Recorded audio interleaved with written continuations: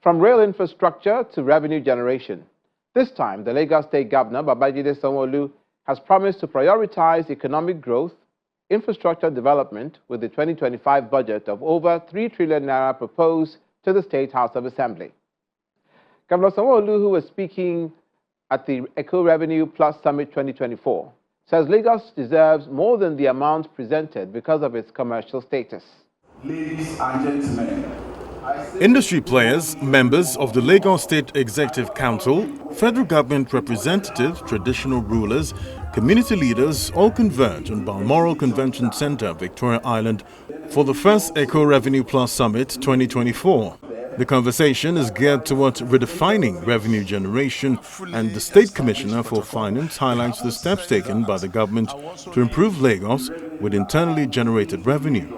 Our financial management strategy in Lagos must align with our commitment to sustainability, sustainable financing, which involves meeting current needs while safeguarding the well-being of future generations. That is, prioritizing projects that promote economic inclusivity, social development, and environmental responsibility. This revenue summit is designed to ensure that every stakeholder sees the value of contributing to our collective success. This approach prioritizes making sure that no group is left out of the benefit and responsibility of the generation. The state government assures investors that Lagos is safe for their business. Zenith Bank started from Lagos. Let's congratulate ourselves. Wema Bank, as we've had, started as Agbomagbe. Let's congratulate ourselves. MTN, Wema, Glo, Airtel. If you want to play big, the best place to be is Lagos. The man behind the Eco Revenue Plus Summit 2024 is a special advisor on taxation and revenue, Mr. Abdul Kabir Ogungbo, and he says the summit is to unlock new revenue streams for the state. It is important to quickly point out that this discourse will focus on 5 key sectors that hold the promise to unlock new and dynamic revenue streams for our dear Lagos State.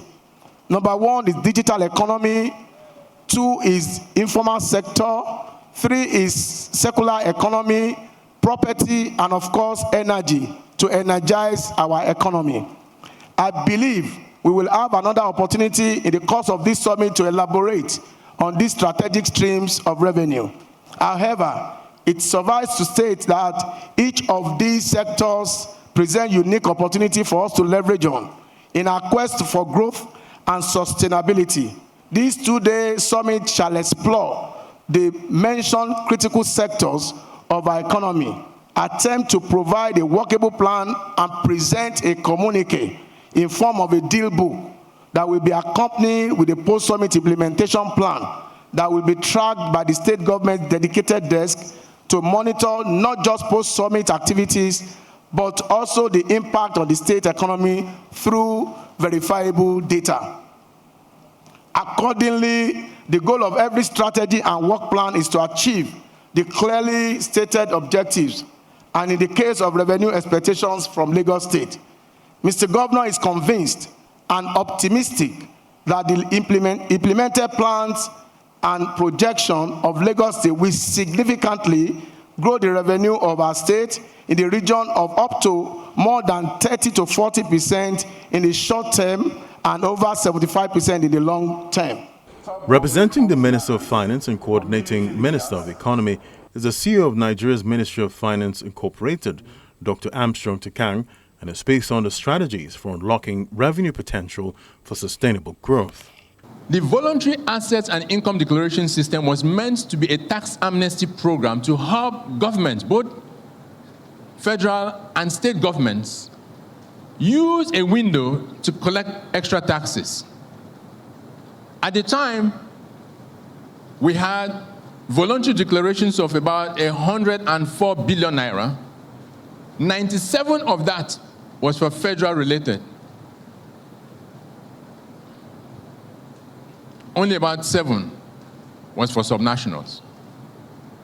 And at the bottom of it, when you think about it, even in Lagos, the volume of taxes that are not related to payee is less than 20%. It is important that states begin to recognize other assets that it has to generate more revenues. One of the things that was very clear, even though Lagos was ahead of the others, was the fact that the land assets were a key part of revenue drivers. But very few of the states had digital systems for digitalizing the assets. And so all the revenues that ought to come directly from the lands were being missed.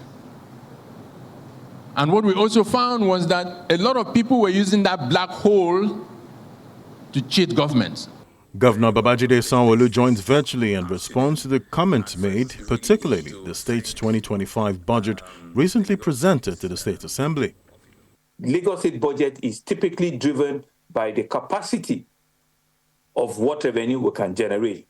The demands of even this year's budget into next year's budget, which we just finished preparation, shows that indeed we need up to 6.5 to 7 trillion, to meet all of the needs that we've gone around and for all of the things people are asking us to do.